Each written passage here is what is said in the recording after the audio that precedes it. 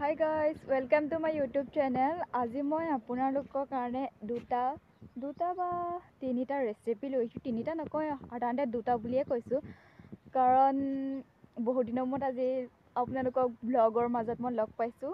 মই বহুত দিন ব্লগ পোষ্ট কৰিব পৰা নাছিলোঁ, কাৰণ মই এক্সাম দি আছিলোঁ, SSLC এক্সাম। সেইবাবে মই আপোনালোকক বহুত দিনৰ পাছত লগ পাবলৈ কাৰণে এটা ব্লগ লৈ আহিছোঁ। দুটা ৰেচিপি সাধাৰণতে আমি ঈদ উল ফিতৰ বুলি কয়, ঈদৰ দিনাখন মিঠাই হিচাপে ব্যৱহাৰ কৰোঁ। এবিধ হৈছে কিছুমানে সাধাৰণতে কাটা নিমকি বুলি কয় আৰু কিছুমানে কুটকুটি বুলিও কয়। আমি কুটকুটি বুলিয়ে কওঁ, আন সকলো কথা নাজানিছোঁ। ভিডিঅ'টো আপোনালোকে চাব, মই দেখাইছোঁ আৰু কথাখিনি কৈছোঁ। কেনে লাগিলে ৰেচিপিটো কমেণ্ট কৰি জনাব আৰু নিজে ট্ৰাই কৰি এবাৰ চাব। আজি ছানডে হয়, সেইবাবে অকণমানকৈ বনাবলৈ লৈছোঁ আৰু ৰেচিপিটো। আলু পৰঠাটো বনাবলৈ ইমান এটা মন নাই, অৱশ্যে বনামো লাগিছে। চাওঁ, পাৰিলে বনাম, টাইম যদি হয়। ইমান এটা আলু পৰঠাত বনোৱা এক্সপাৰ্ট নহয়, তথাপিও চাওঁ বাৰু, চেষ্টা এটা কৰি পাৰোঁ যদি বনাম। এয়া ৰুটি বেলোৱা নিচিনাকৈ বেলি আছোঁ। যিমানটো চাইজত পাৰে সিমানটোতে পাতলাকৈ বেলিব। বেছি পাতলাকৈ বেলিলে অলপমান ফুলে আৰু ভাজোঁতে, তাকে চাব আপোনালোকে ভিডিঅ'টো। বেছি পাতলা মানে ইমানো পাতলা নকৰিব, নৰ্মেলত থ'ব। মই ভাল পোৱা ধৰণে নিজৰ চাইজ মতে কাটিছোঁ। আপোনালোকে যেনেধৰণে কাটিব বিচাৰে তেনেধৰণে কাটিব। মই কাটিছোঁ। ভিডিঅ'টো অলপমান দীঘল, সেইকাৰণে মই অলপমান স্পীড কৰি দিছোঁ, সেইবাবে মোৰ ভিডিঅ'টো এনেদৰে হৈছে।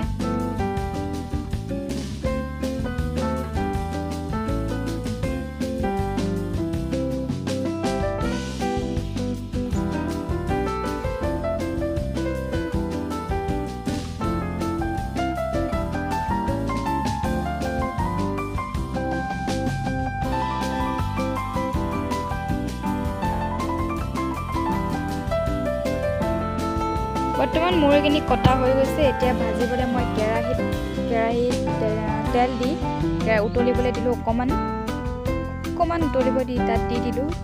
দিয়াৰ লগে লগে ফুলি উঠি আহিছে, দেখিছে আপোনালোকে। আৰু অলপমান ৰঙা হ'বলৈ দিওঁতেই কেৰাহীৰ পৰা নমাই দিব, কাৰণ বেছি দিলে জ্বলি থাকিব। সেইবাবে আন এটা ৰেচিপি হ'ল, মই বেলি আছোঁ, মই আপোনালোকক কৈছিলোঁ। এই ৰেচিপিটো কৰ্দৈ ৰেচিপি বুলি কয়।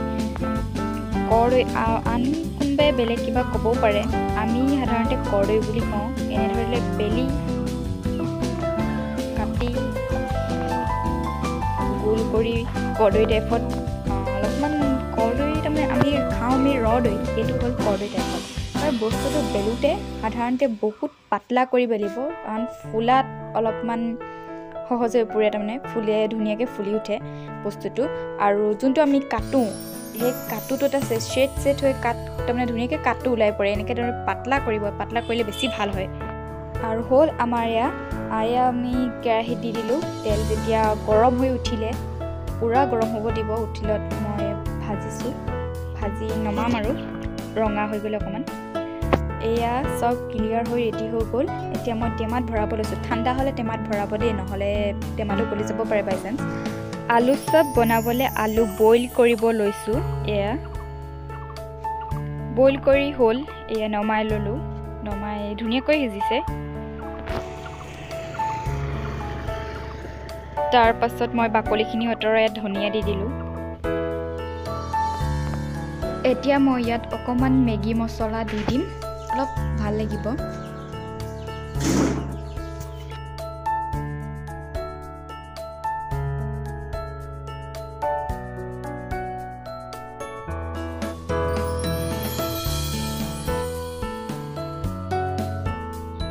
তাৰ পৰা অকণমান হালধি অকণ দি দিম। এয়া ৰং চাই হালধি দিব আৰু ৰং মছলা অকণমান দি দিব। আৰু জিৰা মছলা অকণমানো দি দিছোঁ মই। আৰু ৰং মছলা, জিৰা মছলা, হালধি মছলা, মেগী মছলা আৰু এটা মছলা দিবলৈ আছে, মই দিম বাৰু। আৰু এয়া মই ভাজি লোৱা পিঁয়াজখিনি দি দিছোঁ। পিঁয়াজ নহৰুৱে মই ভাজি লৈছিলোঁ, অকণমান দি দিছোঁ। আৰু নিমখ লগতে দিলোঁ। আৰু এয়া চিকেন মছলা, এনেদৰে গোটেই আলুখিনি গোটেই পেষ্টটো মই সানি ল'ম ভালদৰে। চামুচে অলপ অসুবিধা হৈছিল, সেইবাবে হাতেৰে সানি দিলোঁ। ধুনীয়াকৈ হাতেৰে মই সানি দিছোঁ।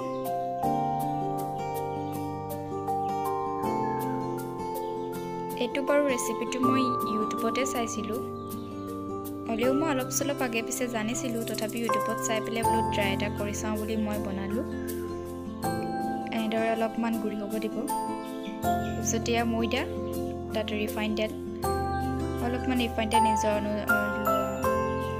ময়দা চাই নিজে ল'ব পাৰিব তাৰমানে। আৰু ইয়াত গৰম পানী মিক্স কৰা হ'ল। আৰু গৰম পানী হয়তো কিছুমানে হাতেৰে নোৱাৰিবও পাৰে। মোৰ মায়ে কৰিছে, সেইবাবে হাতেৰে কৰিছে। মই খচিবলৈ ভালকৈ নাজানো হয়তো, সেইবাবে তেওঁকে খচিব ক'লোঁ। খচি দিলে তেওঁ, সুন্দৰভাৱে মঠি উঠিলে তাৰমানে। আমি আচলতে মই এয়া আটা গুড়ি বা ময়দা খচা বুলি কওঁ, এতিয়া কিছুমানে মঠে বুলিও কয় নেকি। এয়া বেলিছোঁ মই, বেলি অকণমান বেলি ভৰাই দিম আলুখিনি।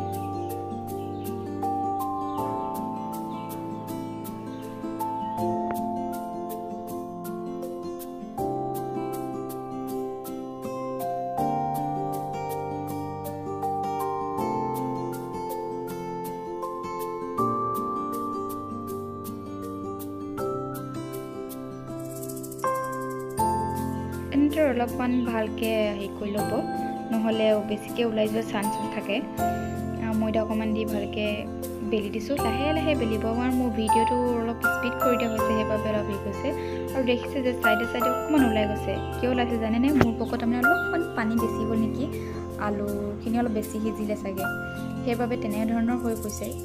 যোন আলু পৰঠা বনোৱাত এক্সপাৰ্ট বেছি, সি ধুনীয়াকৈ বনাব পাৰিব। কিন্তু মই ইমান এটা এক্সপাৰ্ট নহয়। ঘৰত চানডে বুলি খাবলৈ মন গ'ল, সেইবাবেহে বনালোঁ।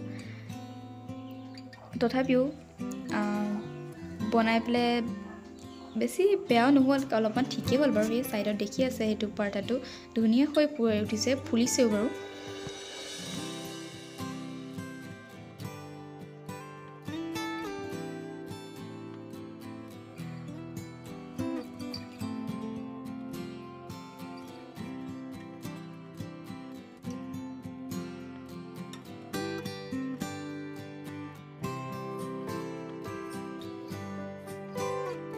মোৰ বেলা হৈ গ'ল আৰু মায়ে ভাজি আছে।